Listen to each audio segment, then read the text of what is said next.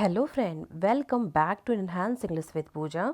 और आज मैं फिर से एक नई स्टोरी के साथ आ गई हूँ। आज की स्टोरी जो है the stranger in the garden. आज की स्टोरी फ्रेंड बहुत ही अच्छी है। आपको बहुत सारे वर्ड्स भी सीखने को मिलेंगे और इस वीडियो से आपका क्या क्या हेल्प होगा। इस वीडियो से आपको सही प्रोनाउंसिएशन मिलेगा सारे शब्दों का।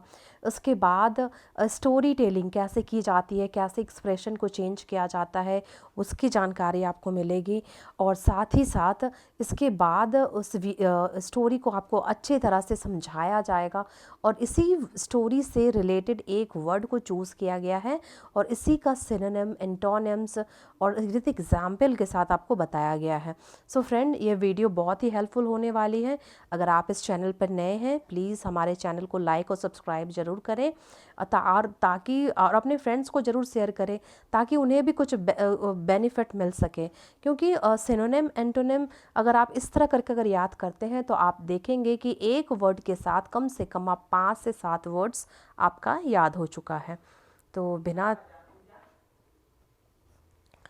चलिए फ्रेंड, बिना देर किए अब हम देख लेते हैं कि क्या है स्टोरी आज की। The stranger in the garden. The stranger in the garden. Once upon a time, there was a man who had a big garden. He had planted many fruit trees and cared for them till they bore fruits. Now he wanted to harvest the fruits and to the mon- sell them to make money for his family. One fine day, while picking the fruits with his son, the man saw a stranger sitting on the branch of a tree and picking fruits. The man became angry and shouted, "Hey, you! What are you doing on my tree? Aren't you ashamed of stealing?" The stranger sitting on the branch looked at the gardener but did not reply and continued picking the fruits. The gardener was very angry and shouted again, "For a whole year I have taken care of these trees. You have no right to take the fruits without my permission, so come down at once." The stranger on the tree answered, "Why should I come down?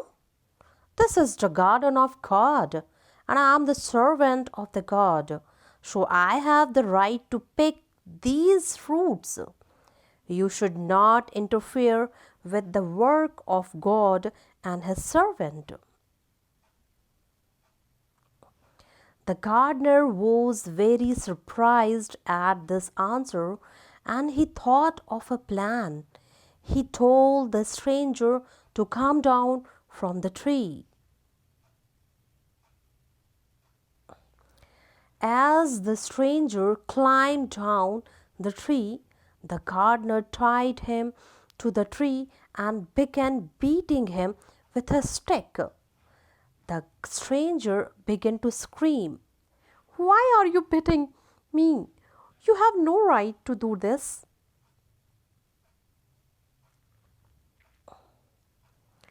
The gardener paid no attention and continued beating him. The stranger screamed, "Don't you fear God? You are beating an innocent man." The gardener answered, "Why should I fear? This wood in my hand belongs to God, and I am the servant of God. You should not interfere with the work of God and his servant." The stranger hesitated and then spoke, "Wait, don't beat me. I'm sorry for taking the fruits. This is your garden, and I should seek your permission before taking the fruits." So please forgive me and set me free. The gardener smiled and said, Don't use God's name to justify your ill-conceived action. Then the gardener untied him and let him go free. So friend, चलिए अब देखते हैं story को, समझते हैं क्या है story. Stranger मतलब होता है अजनबी, अजनबी इन मतलब होता है में, द गार्डन मतलब होता है बगीचा, तो बगीचा में अजनबी। Okay. Once upon a time, एक समय की बात है। देयर वॉज अ मैन, एक आदमी था। यहाँ पर एक आदमी, मैन मीन्स आदमी, और वॉज मतलब था, और देयर मतलब यहाँ, यहाँ एक आदमी था, वहाँ एक आदमी था। देयर मतलब होता है वहाँ, हेयर मतलब, देयर मतलब होता है वहाँ, और हेयर मतलब होता है यहाँ। ठीक है, वहाँ एक आदमी था, वहाँ एक आदमी था, हु जो हैड अ बिग गार्डन, था एक बहुत बड़ा गार्डन, जिसके पास था एक बहुत बड़ा गार्डन। हु हैड, हैड मतलब यहाँ पोजीशन का बात कर रहा, अधिकार का बात कर रहा है कि उसके पास बहुत बड़ा गार्डन था। ही हैड प्लांटेड, वह लगाया था। ये देखिए किस टेंस में है, पास्ट परफेक्ट टेंस में है। ठीक है, अब परफेक्ट समझने का तरीका कैसे है, क्योंकि देखिए हैव वर्ब के बाद V3 है। हैव वर्ब में कौन कौन सा वर्ब आता है, ही, हैज़, हैव और हैड, ये तीन वर्ब को हैव वर्ब बोलते हैं। ठीक है, हैव वर्ब का फैमिली कौन कौन है, फैमिली में हैव्स, हैव, हैड और हैविंग। ठीक है, और एक और हैड भी होता है। ये पांच मिल करके आपका क्या होता है, हैव फैमिली। और जब भी आपको ये हेल्पिंग वर्ब के रूप में मिलेगा, उसके बाद V3 मिलेगा, आप समझ जाइएगा कि वो परफेक्ट है, past perfect. Many fruits he had planted, वो लगाया था। मैनी मतलब कई, कई फ्रूट ट्रीज, बहुत सा मतलब कई फलों के पेड़ों को लगाया था। एंड और केयर्ड प्यार किया, फॉर के लिए, देम उन सभी पेड़ों का, यहाँ पे कोई आदमी का बात नहीं हो रहा है। ठीक है, जो प्लांट्स के लिए भी, निर्जीव चीज के लिए, सजीव चीज के लिए, सबके लिए दे और देम ही लगता है। टिल दे बोर, टिल दे बोर फ्रूट्स, जब तक वे पौधे, फल के पौधे फल जन्म ना दें, तब तक उनका पूरे अच्छी तरह से परवाह किया। नाउ अब, ही वह, वांटेड चाहता था, टू हार्वेस्ट अब उस फसल को काटना चाहता था। किस फसल को, द फ्रूट के फसल को। अब बचपन उस पेड़ को लगाया और इंतज़ार किया जब तक फल आया, उसका पूरा परवाह की।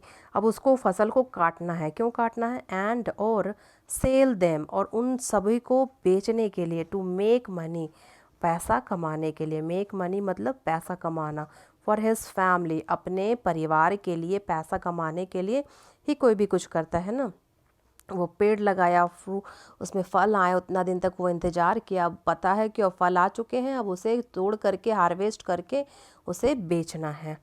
वन फाइन डे, एक अच्छे दिन, एक अच्छा दिन, वाइल पिकिंग, जब वह, वाइल पिकिंग द फ्रूट, जब वह, वाइल मतलब जब, ठीक है, जब वह फ्रूट बिन रहा था, फ्रूट मतलब तोड़ रहा था, विथ हिज सन अपने बेटे के साथ, द मैन शॉ, आदमी ने देखा, शॉ मतलब देखना, सी का देखिए पास्ट फॉर्म है सॉ। ये है V1, ये है V2, और V3 बोलिए कौन सा होगा, सेन, SEEN, सेन। ठीक है, सो मैन शॉ स्ट्रेंजर, एक अजनबी को देखा, सिटिंग बैठा था, कहाँ, on the branch, on the branch मतलब शाखाओं पर, ऑफ द ट्री पेड़ों की शाखाओं पर बैठा हुआ था।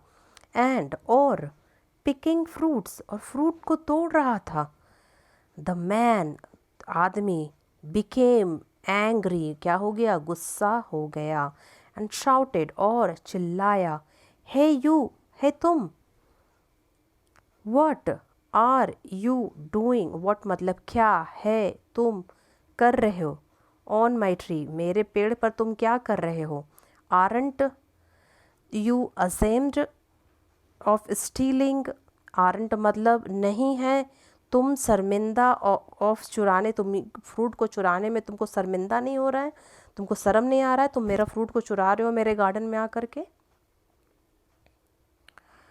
The stranger sitting on the branch, the stranger जो अजनबी, सिटिंग बैठा था, ऑन द ब्रांच जो ब्रांच पर बैठा हुआ था, लुक्ड एट द गार्डनर, वो गार्डनर को देखा, किसको देखा, गार्डनर, लुक्ड एट मतलब लुक एट मतलब देखना, किसको, गार्डनर को, गार्डनर जिसका गार्डन था उसको गार्डनर बोलते हैं, ठीक है, जैसे माली, ठीक है, माली को देखा।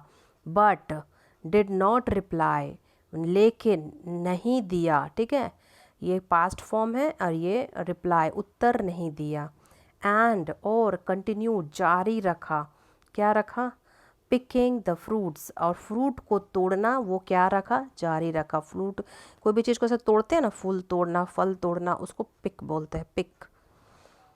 द गार्डनर माली वॉज वेरी, गार्डनर था बहुत गुस्सा, एंड शाउटेड और चिल्लाया, अगेन फिर से, पहले तो चिल्लाया तो वो उतरा नहीं, वो तोड़ता ही रहा, और फिर से उसने चिल्लाया और कहा, फॉर अ होल ईयर, पूरे साल, ठीक है, फॉर अ होल ईयर पूरे साल के लिए, आई हैव के लिए, फॉर मतलब के लिए, पूरे साल के लिए, आई हैव टेकन, फिर से देखिए ये वी का फॉर्म है, ये थर्ड फॉर्म आ गया, फिर से सबको पता होना चाहिए कि ये क्या है, आपका परफेक्ट टेंस है, ठीक है। और जहाँ पर देखिए कुछ भी नहीं रहेगा, सिर्फ सेकंड फॉर्म रहेगा, वो समझ जाइएगा आपका पास्ट इंडेफिनिट है, एकदम सिंपल कॉमन सा चीज़ है। जब भी आप, क्योंकि बहुत सारे फॉर्म एक ही होते हैं, सेकंड फॉर्म और थर्ड फॉर्म, इसमें हम कैसे अंतर जाने, इसमें अंतर जानने का सिर्फ एक ही तरीका है कि अगर सेकंड फॉर्म तब रहेगा जब उसके आगे हेल्पिंग वर्ब ना हो। चलिए मैं आपको एक एग्जाम्पल से दिखलाती हूँ कि कैसे आपका हेल्पिंग वर्ब, जैसे आई शाउटेड, आई शाउटेड, तो आप एकदम कंफर्म होकर के आप बोल सकते हैं कि ये V2 है, ठीक है। अब देखेंगे I have shouted,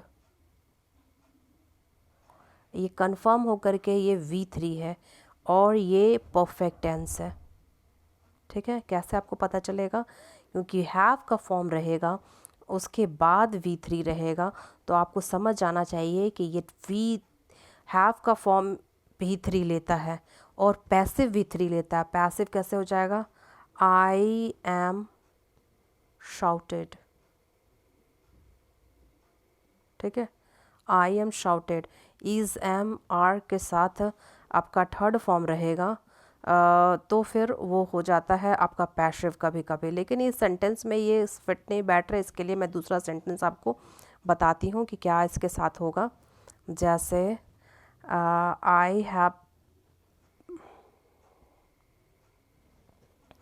I sorry, the house, the house was bought by me, ठीक है, तो ये पैसिव हो गया है ना। बाय भी हो, देखिए बाय बॉट, बॉट होता है, तो बॉट थर्ड फॉर्म भी है, बॉट सेकंड फॉर्म भी है। अब कैसे जानेंगे कि ये थर्ड फॉर्म है, क्योंकि इससे पहले आपको क्या दिखेगा, एक हेल्पिंग द वर्ब दिखेगा, बी का वर्ब दिखेगा, is am are was were being been, ये सब दिखेगा, तो समझ जाइएगा कि ये पैसिव है। और हैव का फॉर्म अगर आपको दिखेगा तो आप समझ जाइएगा कि ये परफेक्ट है, और कुछ भी इसके आगे कोई हेल्पिंग वर्ब नहीं रहेगा, डिड सिर्फ रहेगा, तो आप समझ जाइएगा कभी कभी, लेकिन जब डिड रहेगा तो ईडी तो रहेगा ही नहीं, ये तो सबसे कॉमन सी बात है, ठीक है। तो इसलिए फ्रेंड आपको इसी से समझ आ जाएगा कि कब V2 है, कब V3 है, एकदम सिंपल सा तरीका इसको समझने का है। चलिए अब आगे देखते हैं क्या है स्टोरी में। उस चिल्लाया, फिर से चिल्लाया, मैं पूरे साल पेड़ों का मैं ख्याल रखा, केयर ऑफ दीज ट्रीज, इन पेड़ों का ख्याल रखा, यू हैव तुम्हारे पास, नो राइट अधिकार नहीं है, to take the fruits without my permission, to take मतलब लेना, फ्रूट्स मतलब फल, विदाउट मतलब बिना मेरे अनुमति के, तुम्हें लेने का कोई अधिकार नहीं है।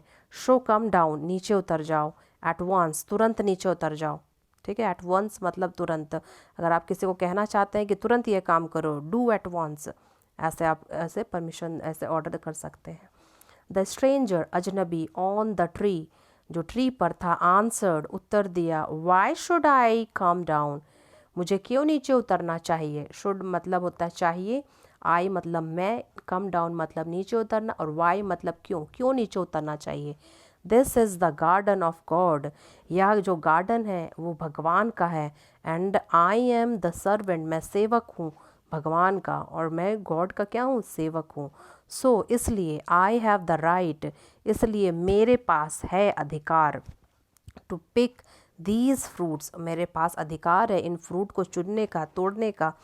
You should not, you should तुम्हें नहीं चाहिए, इंटरफेयर हस्तक्षेप करना, विथ द वर्क मीन्स जो भगवान का और मेरा जो उसके सर्वेंट के बीच में जो काम हो रहा है, मतलब वे गॉड का गार्डन है और मैं फल उससे चुन रहा हूँ, तो मैं इस पे हस्तक्षेप नहीं करना चाहिए। नेक्स्ट है the gardener was very surprised, gardener माली था बहुत आश्चर्यचकित, एट दिस आंसर, यह आंसर से वो बहुत आश्चर्यचकित हुआ कि गार्डनर, गार्डन मेरा है, पेड़ मैंने लगाया है, फ्रूट मेरे हैं, इसको कैसे अधिकार है कि फ्रूट को चुरा ले या तोड़ ले। एंड थॉट और सोचा, ऑफ अ प्लान एक तरकीब सोचा, ठीक है। देखिए फिर यहाँ पे एक थॉट आया है ना, सरप्राइज आया है, ये देखिए बी का फॉर्म है, ठीक है। बी का फॉर्म के बाद ये कॉम्प्लीमेंट कहलाएगा, ठीक है, क्योंकि कभी पैसिव होता है कभी कॉम्प्लीमेंट होता है, कब पैसिव होता है कब कॉम्प्लीमेंट होता है ये आपको समझना पड़ेगा। क्योंकि पैसिव जब रहेगा तो फिर क्या बोलेंगे उसमें, आपको समझ आ जाएगा कि वो पैसिव और ये स्टेट ऑफ बीइंग है। आई वॉज वेरी सरप्राइज, मैं आश्चर्यचकित रहा। एंड आप ऐसे बोलेंगे, I was bought the house, I was bought the house, अगर ऐसे बोलेंगे I was bought, not I was bought, the house was bought by me, यहाँ पर आपका ऑब्जेक्ट आगे दिखेगा, सब्जेक्ट आगे नहीं दिखेगा, आपको समझ आएगा कि ये ऑब्जेक्ट है, the house was bought by me, तो ये ऐसे जब दिखेगा तो आपको समझ आ जाएगा कि वो पैसिव है। अगर ऐसे अगर दिखेगा आई बॉट अ हाउस, तो आपको समझ आ रहा है मैंने ये घर खरीदा। तो इस तरह से आपको एक्टिव, पैसिव और स्टेट ऑफ बीइंग की जानकारी होगी। अगर आपको अगर लगता है कि इस तरह का वीडियो मुझे आगे और बनाना चाहिए जिसमें आपको मैं नॉलेज दे सकूँ कि कौन सा स्टेट ऑफ बीइंग है, कौन सा एक्टिव है, कौन सा पैसिव है, प्लीज़ मुझे मैसेज ज़रूर करें, कमेंट ज़रूर करें। ही टोल्ड, उसने कहा, द स्ट्रेंजर, स्ट्रेंजर अजनबी को, टू कम डाउन नीचे आओ, फ्रॉम द ट्री, ट्री से पेड़ से नीचे आओ। कोई भी चीज़ किसी चीज़ से अलग होती है तो उसके लिए फ्रॉम प्रपोजिशन का यूज़ होता है। As the stranger climb down, जैसे ही, यहाँ एज मतलब होता है जैसे ही, स्ट्रेंजर अजनबी, क्लाइम डाउन नीचे उतरा, ठीक है। The tree, from the tree, tree से जैसे भी नीचे उतरा, द गार्डनर माली टाइड हिम, उसे क्या कर दिया, बांध दिया, टू द ट्री, ट्री से बांध दिया। एंड बिगन बीटिंग, और उसे मारना शुरू कर दिया, विद द स्टिक, किससे मारना शुरू कर दिया, छड़ी से मारना शुरू कर दिया। The stranger began to scream, stranger क्या किया, चिल्लाना शुरू कर दिया। वाई, क्यों, आर यू बीटिंग मी, क्यों तुम मुझे मार रहे हो। You have no right to do this, तुम्हारे पास ये अधिकार नहीं है मुझे मारने का। यू मतलब तुम, हैव मतलब पास, नो राइट अधिकार नहीं है, टू डू दिस ऐसा करने का तुम्हारे पास अधिकार नहीं है। द गार्डनर माली paid no attention, paid no attention मतलब ध्यान नहीं दिया, ठीक है। एंड कंटिन्यूड, और कंटिन्यूड रहा, जारी रहा, क्या, मारते रहना उसे, ठीक है। द स्ट्रेंजर स्क्रीम, स्ट्रेंजर फिर चिल्लाया, डोंट यू फियर गॉड, तुम्हें भगवान का डर नहीं है। You are beating an innocent man, you तुम रहे हो, तुम है तुम मार रहे हो इनोसेंट आदमी को, मतलब निर्दोष आदमी को, एन इनोसेंट मैन मतलब एक निर्दोष आदमी, ठीक है। द गार्डनर आंसर्ड, गार्डनर ने उत्तर दिया। वाई शुड आई फेयर, मुझे क्यों डर होना चाहिए, क्यों भय होना चाहिए। शुड मतलब वाई, शुड मतलब चाहिए, वाई मतलब क्यों, आई मतलब मैं, फेयर मतलब डर, मुझे डर क्यों होना चाहिए। दिस वुड, यह लकड़ी, इन माई हैंड जो मेरे हाथ में है, बिलोंग्स जो कि बिलोंग्स टू गॉड जो कि भगवान का है, भगवान का दिया हुआ। And I am the servant of God, और मैं क्या हूँ, गॉड का सर्वेंट हूँ, गॉड का सेवक हूँ। तो गॉड की चीज़ है, गॉड का सर्वेंट हूँ, तो मैं तुम्हें मार रहा हूँ तो इससे क्या फ़र्क पड़ेगा। यू शुड नॉट इंटरफेयर, तुम्हें यू शुड नॉट, तुम्हें नहीं करना चाहिए दखल विथ द वर्क, जो वर्क चल रहा है, द गॉड का जो काम चल रहा है, of God and his servant, उसके गॉड और सर्वेंट के बीच का जो काम चल रहा है, तुम्हें इसमें दखल नहीं देना चाहिए। द स्ट्रेंजर हेजिटेटेड, स्ट्रेंजर को अब संकोच आया, अब समझ आ रहा है कि वो उसका ट्रिक समझ गया है। एंड देन स्पोक, और तब बोला, वेट रुको, डोंट बिट मी, मुझे मत मारो। आई एम सॉरी, मैं गलत हूँ। फॉर टेकिंग द फ्रूट्स, तुम ये फ्रूट लेने के लिए मैं गलत हूँ, मुझे फ्रूट नहीं लेना चाहिए। दिस इज़ योर गार्डन, या तुम्हारा गार्डन है। And I should seek your permission, और मुझे चाहिए पाना तुम्हारा परमिशन, अनुमति, बिफोर पहले, टेकिंग द फ्रूट, फ्रूट लेने से पहले मुझे तुम्हारा परमिशन लेना चाहिए था। सो प्लीज़, इसलिए प्लीज़ कृपया करके माफ़ कर दो, फॉरगिव मी, मुझे माफ़ कर दो। एंड सेट मी फ्री, और मुझे आज़ाद कर दो। The gardener smiled and said, the gardener smile, हंसा और कहा, डोंट यूज़ मत करो कभी भी गॉड्स का नाम, टू जस्टिफाई, अपने दुर्व्यवहार को, दुर्भावनापूर्ण कार्य को जस्टिफाई करने के लिए, अपने दुर्भावना को कार्य को मीन्स सही बताने के लिए गॉड का नाम मत लो। The gardener untied the him, gardener ने उसे खोल दिया, बांधा था ना जो, उसको खोल दिया। And let him go free, और उसे क्या कर दिया, उसे फ्री कर दिया। और इसके बाद इसी से एक वर्ड लिया गया, इंटरफेयर। इंटरफेयर मतलब होता है हस्तक्षेप करना, दखल देना, विरोध करना। और इसका देखिए सिनोनिम है पोक, मैस, स्नूप।